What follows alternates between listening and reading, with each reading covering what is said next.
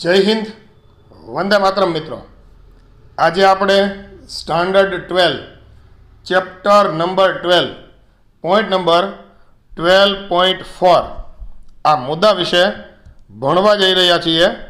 અને મુદ્દાનું main heading આપેલું છે નૈતિક પ્રશ્નો. ઇંગ્લિશમાં આપણે એને કહેશું ઇથિકલ ઇસ્યુઝ. મિત્રો, બાયોટેકનોલોજીની અંદર આપણે આરડીએનએ ટેકનોલોજીની મદદથી જનીન પરિવર્તિત પ્રાણીઓ કે વનસ્પતિઓનું નિર્માણ કરીએ તો એની સાથે કેટલાક નૈતિક પ્રશ્નો જોડાયેલા છે. મતલબ એનાથી ઘણા બધા વ્યક્તિઓને અસર થઈ શકે એવી ઘણી બધી બાબતો જોડાયેલી છે. તો આપણે એ બાબતોની ચર્ચા આ મુદ્દાની અંદર કરવાના છીએ. ખાસ કરીને આ મુદ્દાની અંદર એક જૈવ પેટન્ટ અને બીજું જૈવ તસ્કરી, આ બે મુદ્દાઓનો સમાવેશ થાય છે, જે અલગથી પણ તમને આની અંદરથી પૂછી શકે. તો જૈવ પેટન્ટ અને જૈવ તસ્કરી એ શું છે, ચાલો એના વિશે સમજીએ.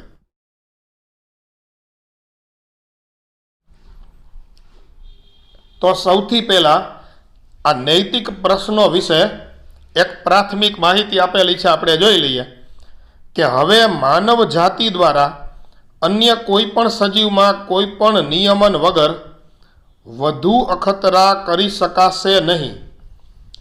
મતલબ મનુષ્ય અથવા તો જે જુદા જુદા વૈજ્ઞાનિકો કે મલ્ટીનેશનલ કંપનીઓ છે એ જુદા જુદા પ્રાણી કે જુદી જુદી વનસ્પતિ ઉપર જે કાંઈ અખતરાઓ કરે છે એ અખતરાઓ હવે વધુ પ્રમાણમાં કરવા શક્ય નથી, કારણ કે અલગ અલગ દેશોની અંદર બાયોટેકનોલોજીના અલગ અલગ પ્રયોગો પર સરકારી નિયંત્રણ મૂકવામાં આવેલું છે. શા માટે નિયંત્રણ મૂકેલું છે એની ચર્ચા પણ આપણે આ જ મુદ્દાની અંદર આવે છે. તો આપણે જે કંઈ અખતરાઓ કરીએ છીએ અથવા તો જુદા જુદા જે પ્રયોગો કરીએ છીએ કે અલગ અલગ પ્રાણી કે અલગ અલગ વનસ્પતિના શરીરમાં આપણે અન્ય સજીવોના જનીનોને ફિટ કરીએ છીએ, એ હવે વધુ અખતરા થઈ શકશે નહીં. બધી જ માનવીય પ્રવૃત્તિ કે જે સજીવ માટે મદદરૂપ હોય અથવા નુકસાનકારક હોય, એના નીતિ નિયમો, એના મૂલ્યાંકન માટે કેટલાક નૈતિક માપદંડની આવશ્યકતા છે. મતલબ આપણે જે તે જાતિના સજીવોના જનીન આપણી ઈચ્છા મુજબ બદલાવીએ તો એ યોગ્ય છે નહીં. એનાથી શું થશે કે જે તે જાતિ છે એને પણ એનાથી તકલીફ થઈ શકે અને ભવિષ્યમાં માનવ જાતને પણ એનાથી તકલીફ થઈ શકે એવું છે. મતલબ હાઇબ્રિડ સજીવો એ બહુ વધુ પ્રમાણમાં બનાવવાથી ઘણી બધી તકલીફો થઈ શકે. એટલા માટે જ જે તે દેશની જે સરકારો છે એને એનું નિયંત્રણ કરે એવા કાયદાઓ અમલમાં મૂકેલા છે. ચાલો રેડી. આગળ આપેલું છે કે આવા નૈતિક મુદ્દાઓનું જૈવિક મહત્ત્વ પણ રહેલું છે. જ્યારે જનીનિક રૂપાંતરિત સજીવ નિવસન તંત્રમાં પ્રવેશે, મતલબ આપણે એવો કોઈ સજીવ બનાવ્યો કે જેનું જનીન બંધારણ આપણી ઈચ્છા મુજબ આપણે બદલાવેલું છે, અને એ સજીવ જ્યારે નિવસન તંત્રમાં અથવા તો સજીવ સૃષ્ટિની અંદર એની સાથે રહેવાનું શરૂ કરશે તો એનાથી ઘણા બધા અન્ય સજીવોને તકલીફ થઈ શકે. આવું થાય ત્યારે આવા સજીવ એ ઘણી વખત અણધાર્યા પરિણામો પણ આપી શકે. ઘણી વખત આવા સજીવ શું કરી શકે? અણધાર્યા પરિણામ આપે. મતલબ આપણે ધારેલું ના હોય એવા નુકસાનકારક પરિણામો પણ ઘણી વખત શું થઈ શકે? તો કે મળી શકે. હવે તમે જ વિચારો કે આગળના ચેપ્ટરમાં આપણે ભણેલા કે મનુષ્યનું જનીન, ઇન્સ્યુલિન જનીન, એ આપણે કોની અંદર દાખલ કરેલું? તો કે ઇકોલાઈમાં. તો ઇકોલાઈની અંદર એવું બની શકે કે મનુષ્ય જેવું લક્ષણ આવી જાય અને એનાથી મનુષ્યની જાતિને નુકસાન પણ થઈ શકે. આ તો ઠીક છે, સારું છે કે ઇકોલાઈમાં આપણું ઇન્સ્યુલિન જનીન દાખલ કરેલું, તો એમાં ઇન્સ્યુલિન અંતઃસ્ત્રાવ ઉત્પન્ન થવાનું શરૂ થયું અને એ આપણને ફાયદાકારક છે. પણ દર વખતે આવા પ્રયોગ ફાયદાકારક જ હોય એવું બિલકુલ જરૂરી નથી. ચાલો રેડી. એટલા માટે જ ભારત સરકારે પણ એનો નિયમ બનાવેલો છે. ભારત સરકારે આવી બધી મંજૂરીઓ આપવા માટે એક સંગઠન બનાવેલું છે અને ભારત સરકારના આ સંગઠન એનું નામ છે GEAC. શું નામ છે એનું? તો કે GEAC. મિત્રો, આ GEACનું પૂરું નામ રોંગ હેન્ડથી 3-4 વખત લખવાનું થાય છે. Genetic engineering approval committee. ખાસ ધ્યાનમાં રાખશું આ નામ. GEACનું ફૂલ ફોર્મ પૂછે તો શું આવશે? તો કે જીનેટિક એન્જિનિયરિંગ એપ્રુવલ કમિટી. ચાલો, ક્લિયર? આ નામ એવું હોય તો રોંગ હેન્ડથી 3-4 વખત લખવાનું છે, એટલે આપણી 100% ગેરંટી છે કે કાયમી માટે યાદ રહી જશે. અઘરા શબ્દો રોંગ હેન્ડથી 3-4 વખત લખવા. Genetic engineering approval committee. ચાલો, ક્લિયર? આ ભારત સરકારની સંસ્થા છે કે તમે કોઈ પણ બાયોટેકનોલોજીની અંદર સંશોધન કરો, જે તે જાતિના સજીવોના જનીનો તમે બદલાવો તો એના માટેનું એપ્રુવલ કોની પાસેથી લેવું પડે? તો કે એની પરમિટ લેવી પડે. અને એ પરમિટ કઈ સંસ્થા આપે છે? તો કે GEAC. જો એને એમ લાગતું હોય કે આ કાર્ય વ્યવસ્થિત થઈ રહ્યું છે તો એ તમને મંજૂરી આપશે, નહીતર એ તમારો પ્રયોગ છે એ શું કરાવી દેશે? તો કે બંધ કરાવી દેશે. ચાલો, ક્લિયર? એટલે એમ કે છે કે આ સંસ્થા છે જે પારજનીનિક સંશોધન એટલે સમજી ગયા ને કે એક જાતિના સજીવમાંથી જનીનને કાઢી અને અન્ય જાતિના સજીવના શરીરમાં એને શું કરવા? તો કે દાખલ કરવા. એને શું કહેવાય? તો કે પારજનીનિક સંશોધન. તો પારજનીનિક સંશોધન માટે એ શું આપે? તો કે એપ્રુવલ આપે છે. એ સંબંધિત કાર્યોની માન્યતા અથવા તો એની વૈધાનિકતાને ચકાસે છે. અને જનસેવાઓ માટે, મતલબ જે પ્રયોગ તમે કે તમારી કંપની કરી રહ્યા છો એ માણસો માટે સુવિધાસભર છે કે કેમ, એને નુકસાનકારક તો નથી ને, એ તપાસવાનું કામ આ સંસ્થા કરે છે. તો જનસેવાઓ માટે, મતલબ લોકોની સેવાઓ માટે પારજનીનિક સજીવ એના અમલીકરણની સુરક્ષા વિશેનો નિર્ણય લેશે. મતલબ આ કંપની એવો નિર્ણય લે છે અથવા તો આ સંસ્થા એવો નિર્ણય લે છે કે આ પારજનીનીકરણ તમે જે કરેલું છે એ લોકો માટે ઉપયોગી છે કે એને નુકસાનકારક છે, અને એને આધારે એ શું આપશે?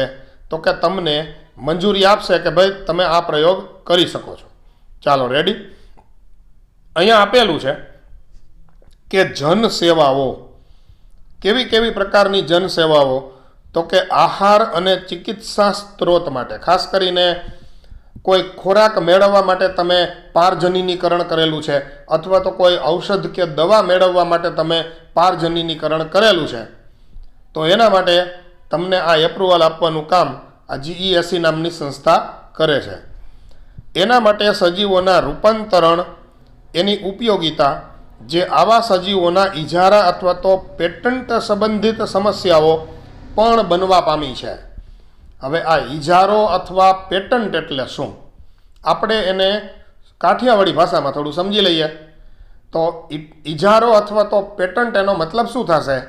માનો કે હું એક સંશોધન કરું છું, એક પારજનીનિક પ્રાણી કે વનસ્પતિનું નિર્માણ કરું છું પ્રયોગ કરીને, અને પછી એ જે સંશોધન મેં કરેલું છે સરકારની અંદર હું એ સંશોધન રજૂ કરું છું આ સંસ્થામાં, અને એ મને પેટન્ટ આપે અથવા તો એનો ઇજારો આપે છે. મને જે સંશોધનનું પેટન્ટ મળેલ છે એ સંશોધન એ મારી મંજૂરી વિના અન્ય કોઈ પણ વ્યક્તિ, અન્ય કોઈ પણ સંસ્થા, કંપની કે દેશ એનો ઉપયોગ કરી શકશે નહીં. મતલબ જે તે વ્યક્તિને મારા સંશોધનનો ઉપયોગ કરવો છે તો એ માત્ર ને માત્ર મારી મંજૂરી એને મેળવીને જ એનો ઉપયોગ એ કરી શકશે. એને કહેવાય પેટન્ટ અથવા તો ઇજારો. એનાથી મને એક બેનિફિટ છે, જે સંશોધન મેં કરેલું છે એનો આર્થિક ફાયદો મને મળે. જે સંશોધન મેં કરેલું હોય એનો આર્થિક ફાયદો મતલબ રોકડી મને મળે. માનો કે મારી પાસે એ સંશોધન કોઈ લેવા માટે આવશે તો હું શું કહીશ કે આટલા રૂપિયા થશે ભાઈ, તો તમને એ પેટન્ટ એનો હું તમને લાઇસન્સ આપું કે તમે આ પેટન્ટ વાપરી શકો છો. ચાલો, રેડી? મતલબ જે મુખ્ય સંશોધનકર્તા છે એ સંશોધનકર્તાને એના મહેનતનું ફળ મળે એના માટે ઇજારો અથવા તો પેટન્ટ આપવામાં આવે. ભવિષ્યમાં તમે પણ કોઈ સંશોધન કરો તો એ સંશોધનનો પેટન્ટ અથવા તો ઇજારો તમે લઈ શકો, જેનાથી એમાંથી થતી જે કાંઈ આર્થિક ઉપાર્જન અથવા તો આવક છે એનો ફાયદો તમને મળી શકે. હવે મિત્રો, એમાં તકલીફ એ છે કે કોઈ વસ્તુનો લાઈફ ટાઈમ માટે પેટન્ટ આપવામાં આવે. માનો કે મેં કેન્સરની દવાનું સંશોધન કરેલું છે અને એનો પેટન્ટ હું લઈ લઉં છું, તો આખા વિશ્વમાં મારા સિવાય કેન્સરની દવા ક્યાંય મળી શકશે નહીં. પણ એનાથી થશે શું કે હું તો મોંઘા ભાવે વેચીશ, અને મોંઘા ભાવે હું વેચું તો દુનિયાના તમામ વ્યક્તિઓ છે એને એનો લાભ મળી શકશે નહીં, કારણ કે બધાને પોસાય નહીં.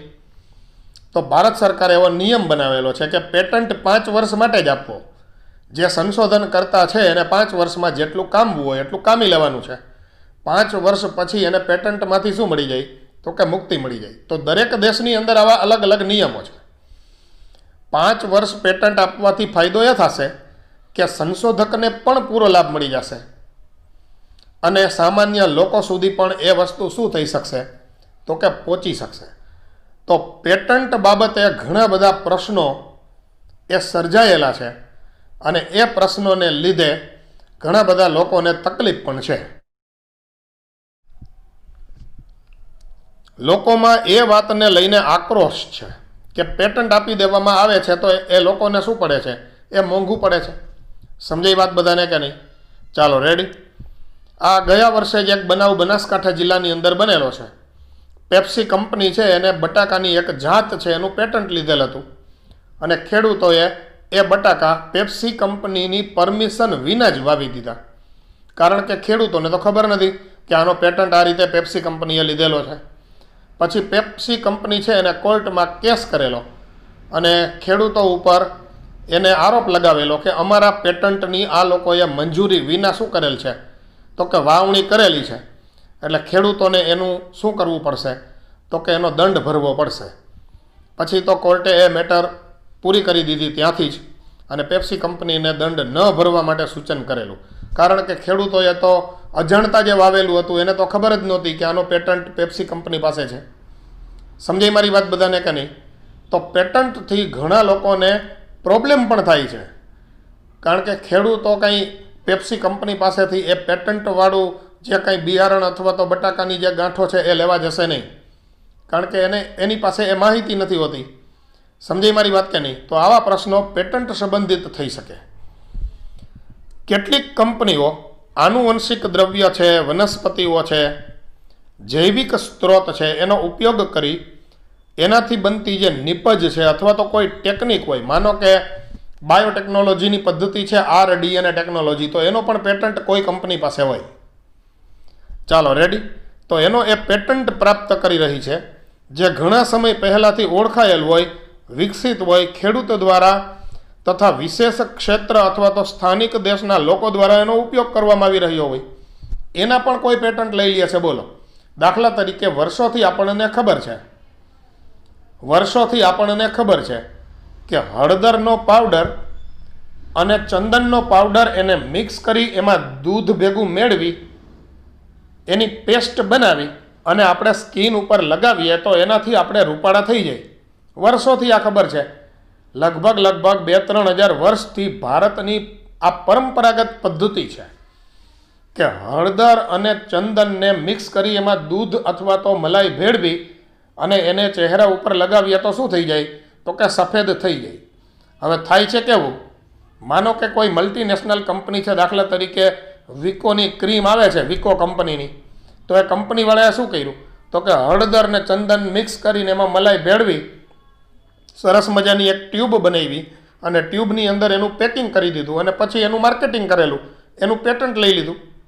સેમ એ જ રીતે આપણને વર્ષોથી ખબર છે કે મીઠું આપણે દાંતમાં ઘસીએ તો દાંત છે એ ચોખ્ખા થઈ જાય છે. હવે કોલગેટ કંપનીને આ જ્ઞાનની ખબર પડી ગઈ તો કોલગેટ કંપની શું કરશે? તો કે મીઠું પોતાની પેસ્ટની અંદર ભેળવી અને કોલગેટ સોલ્ટ કરીને નવી ટૂથપેસ્ટ બનાવશે, માર્કેટમાં મૂકશે, પછી એનો એ પેટન્ટ લઈ લેશે. મતલબ આપણું જે પરંપરાગત જ્ઞાન છે, આપણું જે રૂઢિગત જ્ઞાન છે, જેનો વર્ષોથી આપણે ઉપયોગ કરીએ છીએ, મલ્ટીનેશનલ કંપનીઓ શું કરે તો કે એ જ્ઞાનનો સીધો જ પેટન્ટ લઈ લે, અને પેટન્ટ લે એનો મતલબ એવો થશે કે એ જ્ઞાન અથવા તો એ વસ્તુ એ કંપની અથવા એ વ્યક્તિની મંજૂરી વિના અન્ય કોઈ વ્યક્તિ એનો ઉપયોગ કરી શકશે નહીં. તો આનાથી ઘણા લોકોને પ્રોબ્લેમ થઈ શકે. પણ ભારતની અંદર મેં તમને કીધું એવો નિયમ છે કે કોઈ પણ વસ્તુનો પેટન્ટ એ 5 વર્ષ સુધી લઈ શકાય, જેનાથી એના સંશોધનકર્તાને 5 વર્ષ ફાયદો થઈ જાય, અને 5 વર્ષ પછી એનો ઉપયોગ કરનાર જે વ્યક્તિઓ છે એને પણ શું થાય તો કે ફાયદો થાય. મતલબ બંનેનું હિત જળવાય, એટલે ભારત સરકારે આવો કાયદો બનાવેલો છે. તો મિત્રો, અહીંયા એક ઉદાહરણ આપીને વાત કરેલું છે. ચોખાનું એક ઉદાહરણ આપેલ છે, તમે સાંભળેલું હશે, બાસમતી ચોખા. તો ચોખાનું ઉદાહરણ આપી અને અહીંયા પેટન્ટ વિશેની ચર્ચા કરેલી છે. જૈવ પેટન્ટ અથવા તો તમે એને કહી શકો બાયો પેટન્ટ. ચાલો, ક્લિયર, ઇંગ્લિશમાં નામ આવું છે, ગુજરાતીમાં ઇજારો પણ કહી શકો. ચોખા એક મહત્વનું ખાદ્ય અન્ન છે. ભારતની અંદર છે ને મિત્રો, ચોખાનું ઉત્પાદન ખૂબ વધુ થાય છે. તો ચોખા છે એક ખૂબ મહત્વનું શું છે તો કે ખાદ્ય અન્ન છે, જેના વિશે હજારો વર્ષ પહેલાં એની એશિયાની ખેતીના ઇતિહાસમાં પણ એનું વર્ણન જોવા મળે છે. ચોખા આજકાલના ઉગાડવામાં આવે છે એવું નથી. ચોખાનો 5000 વર્ષ જૂનો ઇતિહાસ છે, કે એશિયાની અંદર 5000 વર્ષ પહેલાં પણ ચોખા એ ઉગતા હતા. આવી સાબિતીઓ મળેલી છે. એક અનુમાનને આધારે માત્ર ભારતની અંદર ચોખાની 2 લાખ જાતિ જોવા મળે છે. ભારતમાં ચોખાની અલગ અલગ 2 લાખ જેટલી વેરાયટીઓ છે. જનરલી આપણે જે ચોખા જોવા મળે છે અહીંયા ગુજરાતની અંદર એ સફેદ ચોખા છે. ઘણી જગ્યાએ ચોખા છે એ બ્રાઉન કલર જેવા પણ હોઈ શકે. રેડ રાઈસ પણ આવે છે. મતલબ માનો કે પહાડી વિસ્તારમાં હિમાલયમાં તમે જાઓ તો ત્યાં રેડ રાઈસ હોય છે. ઘણી જગ્યાએ ગોલ્ડન રાઈસ પણ હોય છે.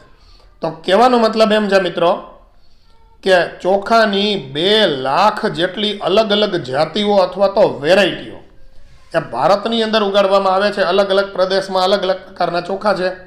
ભારતમાં ચોખાની જે વિવિધતા છે ને એ વિશ્વમાં સૌથી વધુ વિવિધતા પૈકીમાંથી એક છે. આપણે અહીં એક ઉદાહરણ આપેલું છે બાસમતી ચોખા, જે ગુજરાતની અંદર ખવાય એવા સૌથી પ્રખ્યાત ચોખા છે બાસમતી. આ બાસમતી નામથી બધા પરિચિત છે. બાસમતી ચોખા એની અનોખી સુગંધ અને સ્વાદ માટે શું છે તો કે પ્રચલિત છે. કદાચ તમે સાંભળેલું હોય, બ્રાન્ડ છે ચોખાની સાધુ ચોખા અથવા દાવત બાસમતી રાઈસ. તો આ રીતનું એનું જે પેકિંગ છે એમાં જ લખેલું આવે છે બાસમતી ચોખા. સમજાય મારી વાત બધાને કે નહીં? તો એ બધા ચોખા છે એ ખૂબ સારી ક્વોલિટીના છે, અને જ્યારે એ ચોખામાંથી ભાત બનાવવામાં આવે છે ત્યારે એ શું થાય છે તો કે વિશિષ્ટ પ્રકારની એમાંથી સુગંધ આવે છે. એનો સ્વાદ બહુ સરસ હોય છે. એને લીધે બાસમતી ચોખા વધુ પ્રમાણમાં ખવાય છે, અને એટલા માટે જે વધુ ઉગાડવામાં આવે છે. પણ એની 27 જેટલી ઓળખાયેલ જાત ભારતમાં ઉગાડવામાં આવે છે.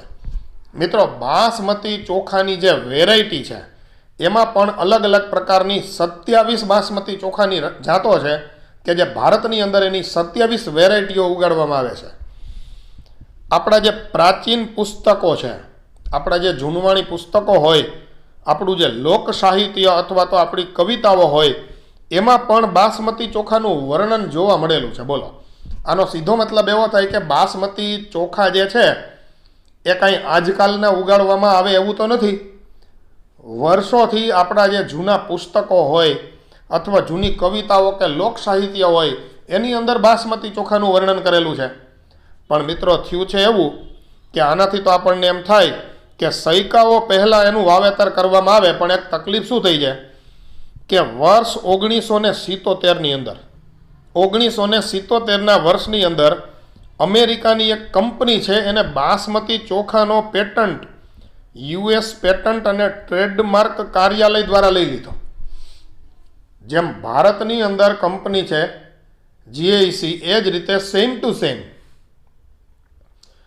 ટુ સેમ અમેરિકાની કંપની છે અથવા તો અમેરિકાની કંપનીએ એને પેટન્ટ લઈ લીધો છે. કોની પાસેથી એને પેટન્ટ લીધો છે?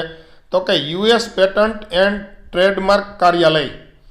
તો આ જે અમેરિકાની સંસ્થા છે કે જે સરકાર દ્વારા ટ્રેડમાર્ક આપે અથવા તો સરકાર દ્વારા પેટન્ટ અથવા તો ઇજારો આપે છે, એ અમેરિકાની કંપનીએ અમેરિકાની સરકાર પાસેથી એનો ઇજારો મેળવી લીધો. અને ઇજારો મેળવો એને લીધે આ કંપની શું કરે છે?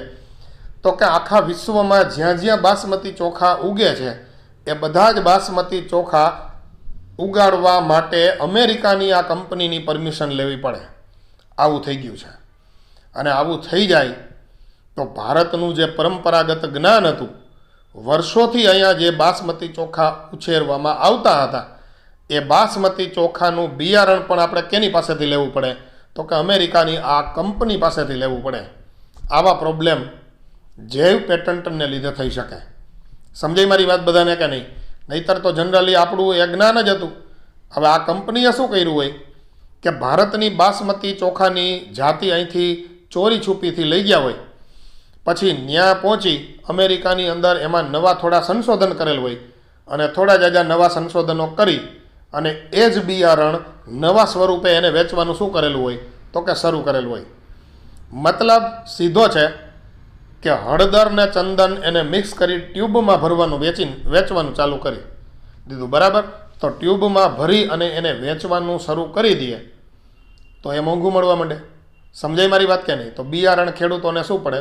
મોંઘું પડે.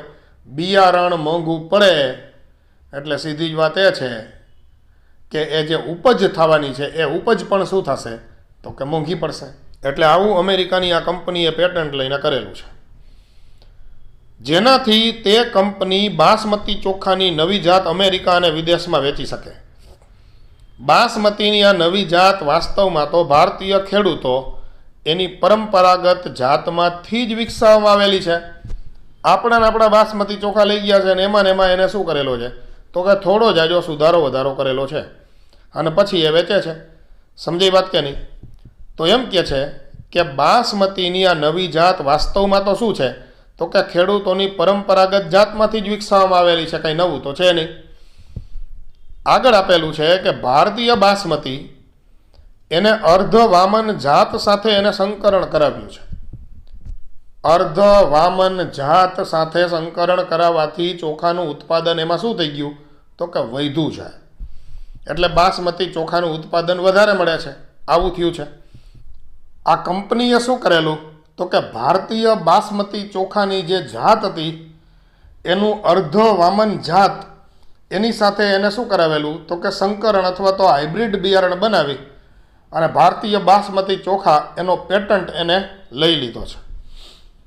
અને એમ કીધું કે ભાઈ એ એક નવી ઉપલબ્ધિ છે એવો દાવો કરી અને અમેરિકાની સરકાર પાસેથી એનો પેટન્ટ એને મેળવી લીધેલો. પેટન્ટ લાગુ પડવાથી એક આધિપત્ય દ્વારા અન્ય લોકો દ્વારા બાસમતીનું વેચાણ એ પ્રતિબંધિત થઈ શકતું હતું. પેટન્ટ લેવામાં આ પ્રોબ્લેમ હતો. માનો કે કોઈ જનીન પરિવર્તિત પ્રાણી અથવા જનીન પરિવર્તિત વનસ્પતિનું પેટન્ટ હું લઈ લઉં તો એની ઉપર મારું આધિપત્ય સ્થાપી શકાય અને પછી અન્ય કોઈ વ્યક્તિને જ્યારે એની જરૂર પડે ત્યારે શું થઈ શકે? તો કે મારી મંજૂરી વિના એ લોકો એનો ઉપયોગ કરી શકે નહીં. અને હું મંજૂરી તો જ આપું જો મને એ શું આપે? તો કે કંઈક આર્થિક યોગદાન આપે. નિપજો અને પ્રક્રિયાઓ આધારિત ભારતીય પરંપરાગત જે ઔષધ છે, મતલબ જુદી જુદી પ્રકારની ઔષધિઓ છે જે આપણી પરંપરાગત આયુર્વેદની પદ્ધતિઓ છે. ઉદાહરણ તરીકે હળદર છે, લીમડો છે. ઘણા બધા રોગની સારવારમાં હળદર અથવા તો લીમડાનો શું થઈ શકે છે? ઉપયોગ થઈ શકે છે. હવે એ જ્ઞાન આપણું પરંપરાગત જ્ઞાન છે, પણ એના પેટન્ટ કોઈ કંપની કોઈ વ્યક્તિ લઈ લે તો આપણે એ લીમડો કે હળદર એનો જે ઔષધ તરીકે ઉપયોગ કરવો છે એ ઉપયોગ કરવા માટે પણ આપણે એ વ્યક્તિ અથવા તો એ કંપનીની શું કરવી પડશે? તો કે મંજૂરી લેવી પડે. આવું થઈ જાય છે. જો આપણે આના વિશે જાગૃત થઈશું નહીં અને આવી પેટન્ટના પ્રયોજનને તરત જ અટકાવીશું નહીં તો અન્ય દેશ અથવા તો અન્ય વ્યક્તિઓ એ આપણો સમૃદ્ધ વારસો આપણી પાસેથી શું કરશે તો કે છીનવી લેશે. આપણે તે માટે કશું જ નહીં કરી શકીએ. મતલબ પેટન્ટ મેળવતા પહેલાં આપણે શું કરવું પડશે તો કે એ ધ્યાન રાખવું પડશે કે કોઈને નુકસાની તો નથી જતી ને. કોઈ વ્યક્તિ માનો કે પેટન્ટ મેળવી લેશે તો આપણા પરંપરાગત જ્ઞાનની પેટન્ટ અન્ય વ્યક્તિ પાસે જતી રહેશે અને આપણને શું થશે તો કે નુકસાની થશે. તો એ બાબતે પણ આપણે શું કરવું પડશે તો કે જાગૃત થવું પડશે. તો એટલા માટે જ ભારત સરકારે પેટન્ટનો કાયદો બનાવેલો છે અને એ કાયદાની અંદર એવી જોગવાઈ છે કે જે સંશોધક છે એને 5 વર્ષ પૂરતો જ પેટન્ટ આપવામાં આવે છે. એની સમય મર્યાદા છે અને એટલી સમય મર્યાદાની અંદર જે તે વ્યક્તિ જે સંશોધન કરતા છે એને આર્થિક લાભ પણ મળી જશે અને 5 વર્ષ પછી એ પેટન્ટ મુક્ત થઈ જશે. એને લીધે જે સામાન્ય લોકો છે એને પણ એનો શું મળશે તો કે બેનિફિટ મળી શકશે. રેડી? મતલબ ભારતના કાયદાની અંદર સંશોધન કરનાર વ્યક્તિ અને ઉપયોગ કરતા વ્યક્તિ આ બંનેના હિતોની સાચવણી થાય, બંનેને ફાયદો થાય એ ટાઈપનો પેટન્ટનો કાયદો ભારતની અંદર અમલમાં મૂકવામાં આવેલો છે. ચાલો હવે વાત આપેલી છે નાનકડી જૈવ પેટન્ટ પછીની વાત છે જૈવ તસ્કરી. મિત્રો આ પ્રશ્ન અલગથી તમને 2 માર્કમાં પૂછી શકે કે ભાઈ જૈવ તસ્કરી વર્ણવો. ચાલો રેડી? તો જૈવ તસ્કરી શું છે આપણે એના વિશેની ચર્ચા પણ કરી લઈએ. બહુરાષ્ટ્રીય કંપનીઓ મતલબ મલ્ટીનેશનલ કંપની અને અન્ય સંગઠનો દ્વારા જૈવ સંપત્તિઓની પેટન્ટનું જે તે દેશ અથવા તેના સંબંધિત લોકોની સત્તાવાર મંજૂરી અથવા તો આર્થિક લાભ આપ્યા વગર એનું શોષણ કરવામાં આવે તો એને કહેવાય જૈવ તસ્કરી. હવે એ વાક્ય રચના ઉપરથી એમ થોડું જાજુ સમજાય. વધુ સમજવા માટે આપણે થોડું આપણી કાઠિયાવાડી સ્ટાઇલમાં સમજવું પડે કે જૈવ તસ્કરી એટલે શું તો કે એક પ્રકારની ચોરી. જૈવ તસ્કરી એટલે એક પ્રકારની શું છે તો કે ચોરી. આપણે આગળ જે પેટન્ટનો મુદ્દો ભણેલા એમાં બાસમતી ચોખાની વાત આપણે ભણેલા. તો બાસમતી ચોખા રિયલમાં જાતિ કોની છે તો કે ભારતની છે. ભારતની જાણકારી બહાર અહીંથી બાસમતી ચોખા એને અમેરિકા લઈ જવામાં આવે છે, ત્યાં એને ઉછેરે છે અને બાસમતી ચોખાની અંદર અમુક જનીનો દાખલ કરી નવા પ્રકારની વેરાયટી બનાવવામાં આવે છે અને એ નવા પ્રકારની વેરાયટી વળી પાછી એનું જે બીજ અથવા તો એનું બિયારણ છે એ ભારતમાં જ વેચવા માટે મોકલવામાં આવે છે. તો આનો મતલબ એવો થાય કે ચોખાની મૂળ જાતિ કોની હતી તો કે ભારતની. તો ભારતને એનો ફાયદો થવો જોઈએ ને, પણ નથી થતો. આનો મતલબ થાય જૈવ તસ્કરી. ચાલો ક્લિયર? મતલબ જે તે દેશની જૈવ સમૃદ્ધિનો ઉપયોગ અન્ય દેશ અથવા અન્ય મલ્ટીનેશનલ કંપની અથવા તો અન્ય વ્યક્તિ એ આપણી જાણકારી બહાર જો એનો ઉપયોગ કરે એમાંથી આપણને કોઈ આર્થિક લાભ પણ ન મળે, ઉલટાની આપણને નુકસાની જાય, તો આ પ્રકારની ઘટનાને કહેવાય જૈવ તસ્કરી. મોટાભાગના ઔદ્યોગિક રાષ્ટ્રો જે વિકસિત દેશો છે, દાખલા તરીકે અમેરિકા છે, બ્રિટન છે, જાપાન છે, ફ્રાન્સ છે, આ બધા વિકસિત દેશો છે. અને એ વિકસિત દેશો શું કરે છે તો કે એની પાસે ઉદ્યોગો છે, એની પાસે અલગ અલગ ટેકનોલોજી છે, સાધનો છે, પણ એની પાસે જે જૈવ સમૃદ્ધિ મતલબ અલગ અલગ પ્રકારની વનસ્પતિ અને પ્રાણીઓની જે સમૃદ્ધિ હોવી જોઈએ ને એ એની પાસે નથી. તો એ સમૃદ્ધિ કોની પાસે છે તો કે મોટાભાગના આફ્રિકન કન્ટ્રી છે અથવા તો દક્ષિણ અમેરિકાના દેશો છે અથવા તો ભારત જેવા જે દેશ છે એમાં જૈવ સમૃદ્ધિ પુષ્કળ પ્રમાણમાં છે. પણ આ બધા દેશો એવા છે કે જે વિકસિત નથી, એ વિકાસશીલ દેશો છે. એની પાસે પૂરતી ટેકનોલોજી નથી કે જેની મદદથી એ શું કરી શકે તો કે હાઇબ્રિડ બિયારણો બનાવી શકે. તો થાય છે શું તો કે જુદા જુદા જે વિકાસશીલ દેશો છે જેનો વિકાસ હજી ચાલી રહ્યો છે, પૂરો વિકાસ થવાનો હજી બાકી છે, જેની પાસે જૈવ સમૃદ્ધિ તો છે પણ ટેકનોલોજી નથી, તો જે વિકસિત દેશો છે એ શું કરશે તો કે જે જૈવ વિવિધતા ધરાવતા દેશો છે એની પાસેથી એની જૈવ વિવિધતાની ચોરી કરશે. તો તો એને કહેવાય જૈવ તસ્કરી. અને જૈવ તસ્કરીને લીધે વિકાસશીલ દેશોને નુકસાની જશે અને વિકસિત દેશો એનો લાભ ઉઠાવશે. ચાલો રેડી. પરંતુ જૈવ વિવિધતા અને પરંપરાગત જ્ઞાન આવા ઔદ્યોગિક રાષ્ટ્રો પાસે ઓછું છે, એટલે કે અપૂરતું છે. એનાથી વિપરીત વિકાસશીલ અને અલ્પ વિકસિત જે દેશ છે, દાખલા તરીકે ભારત છે, એ વિકાસશીલ અને અલ્પ વિકસિત દેશમાં આવે છે. તો એ વિશ્વ જૈવ સ્ત્રોત માટે જૈવ વિવિધતાના પરંપરાગત જ્ઞાનથી સમૃદ્ધ છે. ભલે આપણે વિકાસશીલ દેશ હોઈએ, ઉદ્યોગો પૂરતા પ્રમાણમાં, ટેકનોલોજી પૂરતા પ્રમાણમાં આપણી પાસે ન હોય, પણ આપણી પાસે કુદરતી જૈવ વિવિધતા શું છે? તો કે વધુ છે. આવા જૈવ સ્ત્રોતના પરંપરાગત જ્ઞાનનો ઉપયોગ આધુનિક પ્રયોજન માટે કરવામાં આવે છે. એટલે વિદેશી કંપનીઓ મેં તમને કીધું એવું કરશે. આપણને ખબર છે કે મીઠું દાંતમાં ઘસીએ તો દાંત છે એ શું થઈ જાય?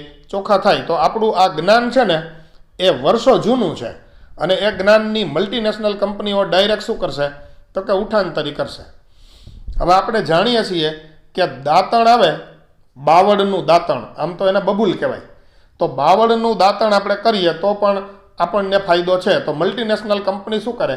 તો કે એ દાંતણનો રસ છે એ અમે એ કે ટૂથપેસ્ટમાં નાખેલો છે એમ કરી અને બબૂલ ટૂથપેસ્ટ બનાવીને એ વેચી શકે અને માણસો લે પણ ખરા.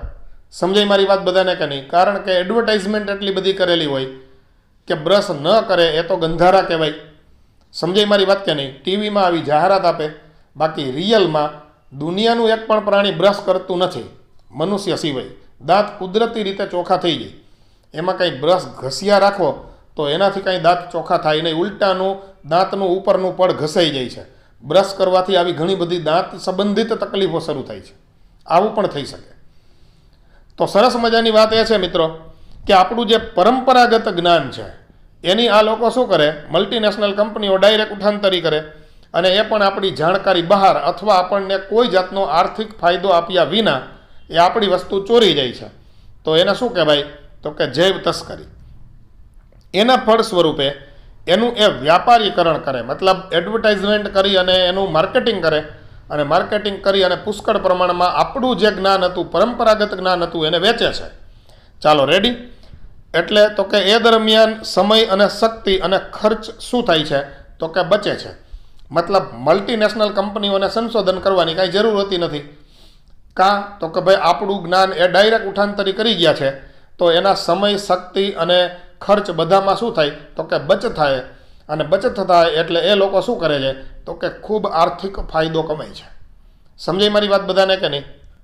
વિકસિત અને વિકાસશીલ રાષ્ટ્રોની વચ્ચે અન્યાય, અપર્યાપ્ત ક્ષતિપૂર્તિ અને લાભોની ભાગીદારી પ્રત્યે સમજદારી પામી રહી છે. ધીમે ધીમે વિકાસશીલ દેશોને પણ હવે ખબર પડવા માંડે છે કે આ વિકસિત રાષ્ટ્રો એ આપણું જ્ઞાન છે ને એ ડાયરેક્ટ ઉપાડી જાય છે. અને એટલા માટે આપણે શું કરવું પડે? તો કે આપણે એની પાસેથી કાંઈક આર્થિક ભંડોળ લેવું પડે. મતલબ બાસમતી ચોખા તમારે એની પેટન્ટ જોતી છે તો લ્યો, એમાં કાંઈ વાંધો નથી, આપણે એને ચોખા પણ આપવા તૈયાર છીએ. પણ પછી એને કહી દેવું પડે કે જે નફો થાય એ નફાની અંદર 50% અમારા.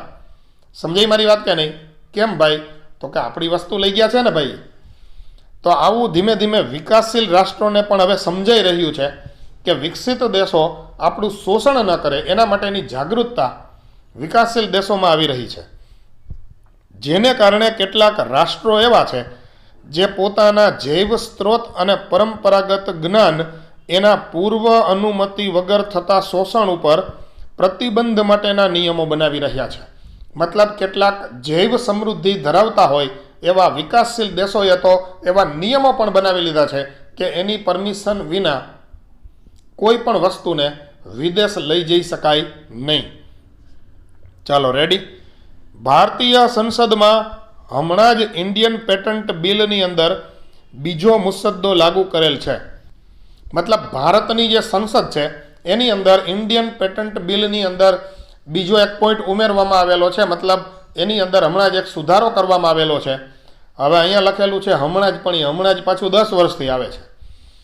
ટૂંકમાં છેલ્લા દાયકાની અંદર આપણે આપણા જે પેટન્ટના કાયદાઓ છે એની અંદર આપણે શું કરેલો છે તો કે સુધારો કરેલો છે, જે એવા મુદ્દાઓને ધ્યાને લેશે કે જેના અંતર્ગત પેટન્ટ નિયમ સંબંધિત ઝડપી પ્રાવધાન, સંશોધન અને વિકાસીય પ્રયાસ સામેલ હોય.